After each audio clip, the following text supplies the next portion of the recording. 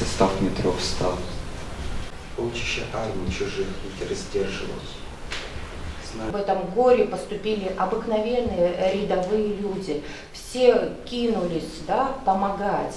Все таксисты, общественный транспорт, просто прохожие. В Петербурге, в городе, который всегда считался относительно спокойным в плане террористических актов, произошел взрыв метро.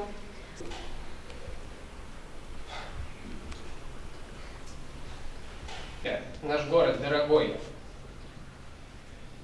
Как прошедшую войну, ты выдержал блокаду, холод.